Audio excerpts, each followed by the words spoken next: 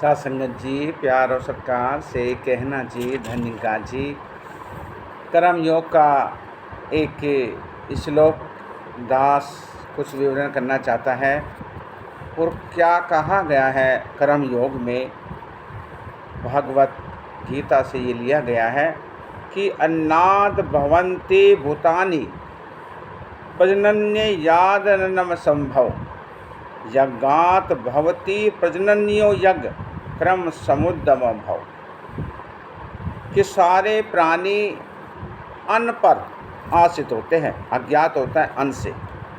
अन्नाद भवन्ति, भुजान्तु भवन्ति उत्पन्न होते हैं, भूतानि भौतिक शरीर से कहा गया। प्रजनन्य होता है वर्षा से, अन्न वर्षा से, यज्ञात एक यज्ञ करने वाले, और भवति संभव होने वाले, प्रजनन्य होता है वर्षा से।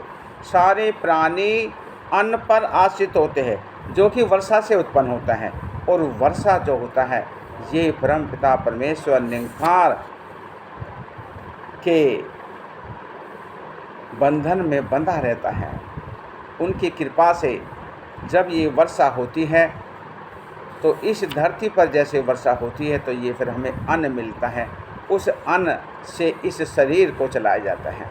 साथ संगत जी, कहने का भाव यही है कि इस निरंकार ने हमें क्या कुछ नहीं दिया। इस परमपिता परमेश्वर ने इतनी सुंदर सुंदर चीज़ें हमें दी गई हैं।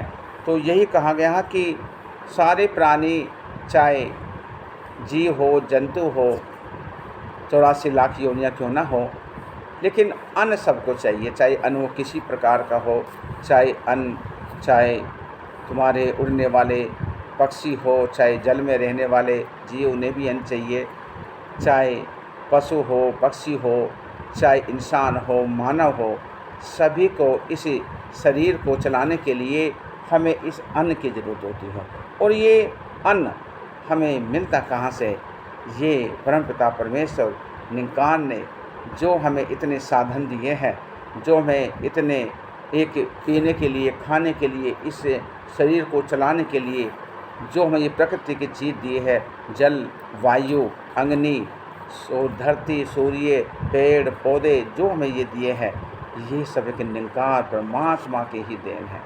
भाव यही बता रहा है कि हम इस परमपिता परमेश्वर निरंकार सद्गुरु की कृपा से हमें हमेशा इसका शुक्राना करना चाहिए। और ये शुक्राना करना चाहिए कि हमें जो ये अन्न दिया गया है, इस अन्न को यदि हम सबसे पहले भोग लगाते हैं परमपिता परमेश्वर सद्गुरु से, तो हमें उस अन्न में एक पौष्टिक आहार मिल जाता है, पॉजिटिव एनर्जी मिल जाती है।